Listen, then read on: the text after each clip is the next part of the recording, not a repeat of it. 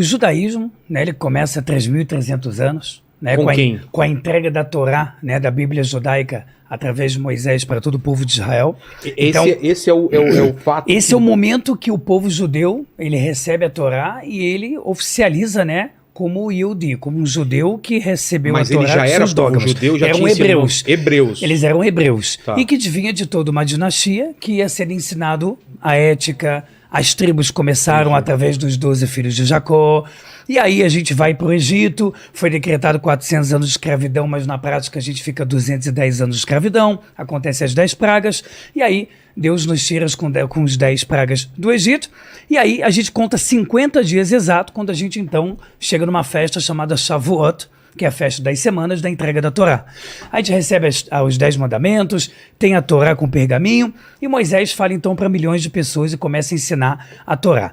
Ao longo dos 40 anos que é chamado Dora Deá, geração da sabedoria, geração do deserto, a gente aprende tudo que está nesse pergaminho, morre praticamente toda a geração, tirando Josué e Yoshua ben Kalev, tirando duas pessoas que você tem, que estavam realmente prontas para entrar em Israel, que era Yoshua e Kalev, e a partir do momento que a gente entra em Israel, a gente conquista Israel, começa uma vida lá, né?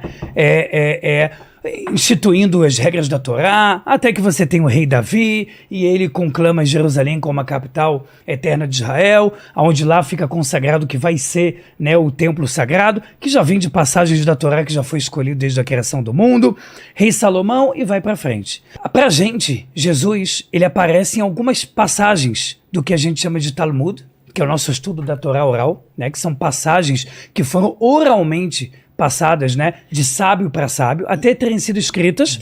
Vem de Deus. Deus para Moisés, Moisés para o povo e passado de geração em geração. Oralmente? Oralmente. Tem a Torá escrita, que é a Bíblia. Certo. Que você tem o Pentateuco. O Pentateuco, você também tem ali os profetas, certo. Você tem os escritos, que é o do rei Salomão, você tem Esdras, você tem todos os escritos ali, Cântico dos Cânticos, Salmos e por aí vai. São 24 livros da Torá escrita. A Torá oral, nada mais nada menos do que a sabedoria passada de pai para filho, e que em um certo momento ela foi escrita por para não se perder. Para não se perder, por um príncipe chamado Rabi Yehuda Hanassi. Ele era um rabino príncipe do povo de Israel, e ele escreveu, por mais que não era princípio para escrever, mas se acreditava que ia se perder totalmente essa sabedoria. Jesus aparece em algumas passagens que a gente tem até dúvida, porque se era aquele Jesus que estava falando na nossa Guemará, na nossa Torá oral, é o mesmo Jesus que cristãos acreditam de forma geral. A grande verdade é que também durante a Inquisição, muitos livros judaicos ou foram totalmente queimados, ou eles foram também rechaçados, ou seja, parte dos livros não puderam mais passar certos ensinamentos, e os judeus começaram a criar códigos. Então, em vez de você falar idólatra, porque um cristão poderia se sentir ofendido, será que sou eu que estou sendo chamado de idólatra? A gente começou a escrever Akum, que significa uma sigla de aqueles que trabalham para as sortes e as estrelas. Entendi. Por quê? Porque é uma forma secreta de poder escrever o que a gente gostaria de passar de geração em geração.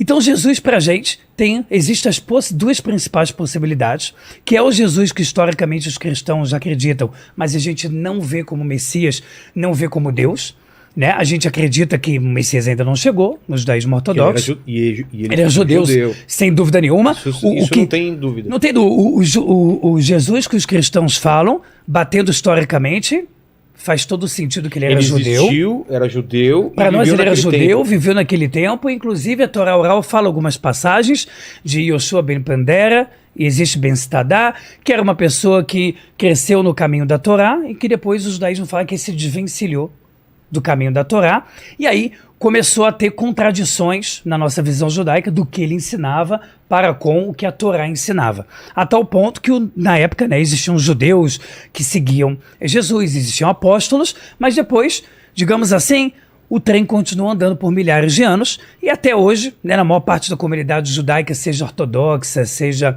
na maioria reformista, conservadora, que também é algo um pouco novo, tem por volta de 150 anos, a gente não entende Jesus como Messias nem como Deus, e o judeu ele não vê, né, por mais que a gente respeita muito o Novo Testamento e as escrituras dos não-judeus cristãos, a gente não vê isso, né, como sagrado, né? A gente não entende essas passagens como sagrados. Por quê? Porque, na nossa opinião, existem muitas contradições, muitas linhas de pensamento que não batem, e aí acabaria desvencilhando 100% do que o Eterno, né, o Todo-Poderoso, passou para a gente como judeus.